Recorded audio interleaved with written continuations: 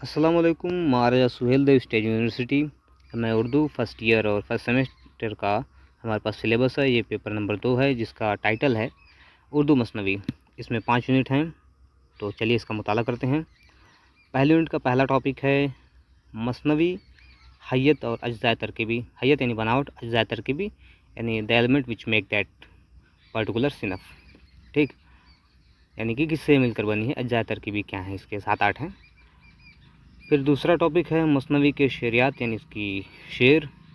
जज्बात निगारी यानी इसमें जज्बात कैसे दिखाए जाते हैं। मंजर निगारी, मंजर कैसे दिखाते हैं, सीन कैसे दिखाते हैं। सरापा निगारी यानी इसमें सरापा कैसे बताते हैं, सब कुछ कैसे बताते हैं। जुज़ियात निगारी यानी इसके इसमें जुज़ बताए जाते हैं जो। और मरक़ा निगारी, मारक़ा निगारी होती है मसनवी में, आप पढ़ेंगे आगे। और तीसरा टॉपिक है मसनवी की अक़साम, इसकी किस्में कितनी हैं बएतबार मौजू के लिहाज से। दास्तानवी, रज़मिया, अखलाकी, फ़लसफ़ियाना, सूफ़ियाना। दास्तानवी यानी दास्तान की जैसी अगर मसनवी हुई। रज़मिया यानी युद्ध की, वार की। और अखलाकी यानी अखलाकी तौर पर। फ़लसफ़िया यानी फ़लसफ़े के लिहाज से। और सूफ़ियाना यानी कि तसव्वुफ़ के मसाइल पर। चौथा टॉपिक है मसनवी से मुताल्लिक़ हाली और शिबली के ख़यालात। मौलाना हाली के ख़यालात और शिबली के ख़यालात यानी उनके आइडियाज़, आइडियोलॉजी उनकी, और उसका तनक़ीदी मुताला करना है आपको। फिर दूसरे यूनिट में आते हैं दक्कन में उर्दू मसनवी का इर्तिक़ा, द डेवलपमेंट ऑफ उर्दू मसनवी इन दक्कन, तो वो पढ़ना है आपको।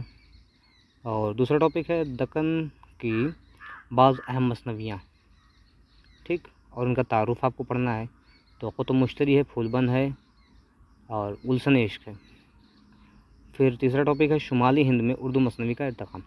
शुमाली हिंद यानी कि उत्तरी भारत में मसनवी का इर्तिक़ा यानी डेवलपमेंट ऑफ मसनवी। इर्तिक़ा को आप उन्नति कह सकते हैं। ठीक, डेवलपमेंट अगर अच्छा ना लग रहा हो शब्द तो इसकी उन्नति या इसकी प्रगति। फिर चौथा आता है आपका शुमाली हिंद की बाज़ अहम मसनवियाँ।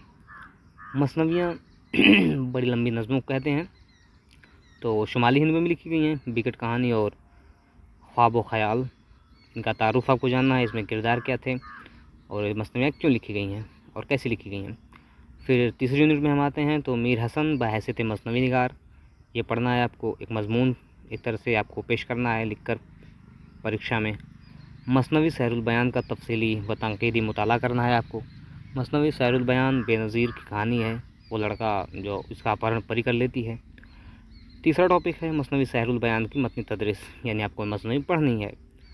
चौथा है पंडित दयाशंकर नसीम बहैसियत मसनवी निगार। पंडित दयाशंकर नसीम जो कि एक अदीब गुज़रे हैं उर्दू अदब में, इनकी मसनवी निगारी पढ़नी है आपको।